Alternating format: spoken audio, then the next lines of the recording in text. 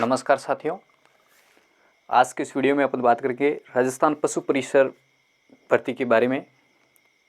तो साथियों, आपने थंबनेल पे सही देखा। और साथियों, इसका जो पूरी तरीके से मैं क्या योग्यता है, क्या फीस रहने वाली है और मतलब किस तरीके से आपका जो आवेदन होगा और फीस कितनी है, क्या है, तो सारी जानकारी इस बोर्ड के माध्यम से मैं आपको समझाऊंगा, यहाँ पे जो लिखा हुआ है। तो साथियों, चलिए स्टार्ट करते हैं। सबसे पहले साथियों, जो अपनी जो राजस्थान पशु परिसर भर्ती 2023-24 साथियों, जो भर्ती थी वो 2023 के अंदर निकलने वाली थी, परंतु किसी कारणवश वो नहीं निकल पाई, तो 24 के अंदर ये निकल गए, तो 23-24। तो साथियों, इसके अगर पद की बात की जाए तो 5,934 पद है। साथियों समझ सकते हैं, 5,934 पद है ऑल राजस्थान के लिए। और उसके अंदर जो अनरिजर्वेशन, जो मतलब जनरल कैटेगरी से, तो उनके लिए 5,281 पद है।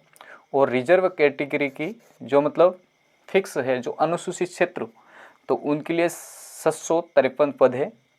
तो साथियों, इसका जो आवेदन है वो ऑनलाइन माध्यम से होगा, वो ई मित्र के माध्यम से होगा। तो साथियों, आप समझ सकते हैं कि इसमें डॉक्यूमेंट की क्या आवश्यकता होगी। तो डॉक्यूमेंट की बात की जाए तो सबसे पहले आपके पास SSO ID होनी चाहिए। ठीक है साथियों, SSO ID होनी चाहिए। और उसके बाद में आवेदक का आधार कार्ड होना चाहिए, 10वीं की अंक तालिका होनी चाहिए, जन आधार कार्ड होना चाहिए। और 500 पॉइंट है, एक पासपोर्ट साइज फ़ोटो, जो आवेदक है उसका एक पासपोर्ट साइज फ़ोटो, मतलब ज़्यादा पुराना नहीं होना चाहिए, 3 महीने से पुराना नहीं होना चाहिए, आवेदक के सिग्नेचर। ठीक है, ये हो गया अपने डॉक्यूमेंट की बात। अब इसके अंदर जो एलिजिबिलिटी, कौन कौन इसके अंदर फॉर्म भर सकते हैं, तो सबसे पहले आप देख सकते हैं इसकी एज। सबसे पहले तो मतलब कैंडिडेट की जो एज के ऊपर ही जाता है कि मतलब इसके अंदर कौन सी और क्या एज होने वाली है।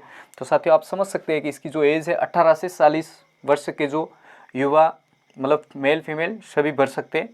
और इसकी जो योग्यता, कम से कम 10वीं पास, कम से कम किसी भी बोर्ड से आपने 10वीं पास कर रखी है, NIS बोर्ड है, RSOS है, RBSC है, कोई भी बोर्ड है, तो आपको कम से कम 10वीं पास तो होना चाहिए। ठीक है साथियों। और अगर आवेदन की बात की जाए तो 19 जनवरी 2023 से स्टार्ट है समथिंग। आज साथियों 6 फरवरी हो चुका है साथियों।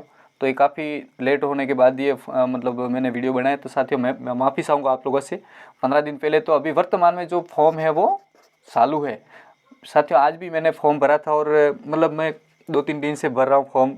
तो ये लास्ट डेट है वो 17 फरवरी को है, 17 फरवरी को है साथियों। और फीस की बात की जाए तो इसके अंदर आपको समझने का एक मेन इम्पोर्टेंट चीज़ है साथियों। Fees reserve categories SC ST के लिए है 400 रुपये।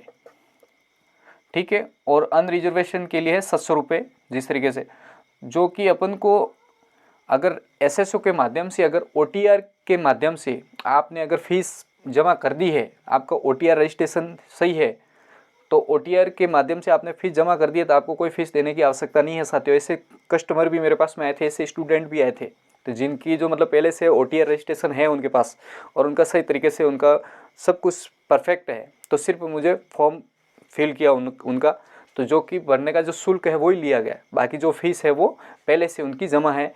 तो उसके अंदर पूरी तरीके से बता देता है। तो अपन को राजस्थान के अंदर जो एक ये भर्ती का जो एक सबसे बड़ा फ़ायदा अपन लोगों को यही है, जो कि 1 टाइम रजिस्ट्रेशन के अंदर आपने फीस जमा कर दी है, तो जो पूरे वर्ष के अंदर जितनी भी जो भर्तियाँ निकलती है उसके अंदर आप बिना शुल्क दे आप अटेंड कर सकते हो और उनके अंदर फॉर्म फिल कर सकते हो। तो समझ गए होंगे साथियों। और इसके बाद में एक और इम्पोर्टेंट इस भर्ती के अंदर से अभी जो नियम लागू हो रहा है, तो साथियों जो OTR जो रजिस्ट्रेशन है 10वीं की अंक तालिका के माध्यम से, कुल मिला के पहले भी तो 10वीं की अंक तालिका के माध्यम से हुआ था, लेकिन जो अंक तालिका के माध्यम से वेरिफिकेशन हो रहा था अब वो भी होगा। लेकिन साथ में अभी जो नया अपडेट है वो आपके जो आधार कार्ड से आपका डेटा अपडेट किया जाएगा। तो कुल मिला के जो आपका जो OTR रजिस्ट्रेशन है उसके अंदर आधार कार्ड से वेरीफाई करने का उसमें ऑप्शन दिया जाता है। तो कुल मिला के साथियों जो आपकी जो OTR रजिस्ट्रेशन है, जो SSO का जो आपका OTR का जो रजिस्ट्रेशन है वो आपके एक SSO ID के अंदर एक तो आपका होना चाहिए आधार कार्ड के हिसाब से होना चाहिए, सेकंड बात है आपकी 10वीं की मार्कशीट के अनुसार होना चाहिए। तो आप समझ गए होंगे साथियों कि जो आपका जो OTR रजिस्ट्रेशन है वो आवेदक के आधार कार्ड और 10वीं की मार्कशीट के अनुसार आपका सारा डेटा क्लियर होना चाहिए, तो ही जाके आपको डॉक्यूमेंट वेरिफिकेशन में आपको वो किया जाएगा, आपके एग्ज़ाम में बैठने दिया जाएगा। अन्यथा अगर आपके अंदर कोई भी एक कमी पेशी है तो आप उसको सुधार ले।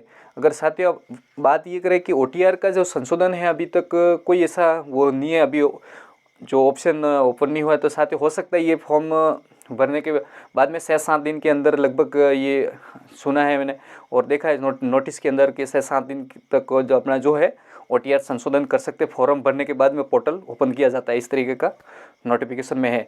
तो साथियों अधिक से अधिक आप लोग अपने जो 17 फरवरी तक अपना जो अधिक से अधिक पशु परिसर के अंदर आप फॉर्म फिल करें और साथियों देरी ना करें, अपने नज़दीकी ई मित्र के माध्यम से भी आप फॉर्म भर सकते हैं। और ज़्यादा आप वैसे आजकल तो क्या कि डिजिटल इंडिया है, मतलब कंप्यूटर का युग है, तो हर कोई भी साथी बंधु अपना जो मोबाइल चलाना जानता है, इंटरनेट की ज्ञान रखता है, तो अपने SSO के माध्यम से भी आप अपना फॉर्म फिल कर सकते हैं, इसमें कोई दिक्कत नहीं है। सिर्फ बात एक ये आएगी कि आपका जो फ़ोटो और सिग्नेचर को वो उसकी रिसाइज़ करने के लिए, तो वो नॉर्मली आप किसी भी ई मित्र पे आ सकते हैं और नज़दीक रहते तो हमारे पास में भी आ सकते हैं। हम आपका जो फ़ोटो और सिग्नेचर की जो साइज़ है वो वैलिड साइज़ है, कम से कम वो जो सिग्नेचर की साइज़ है वो 50 से 20 से 30 से 50 के बीच में होने चाहिए, और जो फ़ोटो का है वो 50 से 100 के बीच में मिनिमम इस तरीके का जो है तो इस साइज़ वो होती है। तो कुल मिला के समझ गए होंगे साथियों कि जो पशु परिसर की जो भर्ती है वो उनके इस तरीके से उनका जो आवेदन किया जाएगा, ये सारी फीस वगैरह तो आप इस तरीके में पूरे तरीके से इस वीडियो के अंदर आप समझ गए होंगे। तो साथियों वीडियो अच्छा लगा है तो लाइक करें, और चैनल पर पहली बार है तो चैनल को सब्सक्राइब करें, और आप हमें फेसबुक पेज पर देख रहे हैं तो फेसबुक पेज को लाइक करें, और यूट्यूब चैनल पर देख रहे हैं तो यूट्यूब चैनल को सब्सक्राइब करें, और FLM ऑफिशियल को सब्सक्राइब करके रखें। इसी तरीके की जो वीडियो है और यूज़फुल जानकारी सबसे पहले आप तक मिलती रहेगी। साथियों धन्यवाद।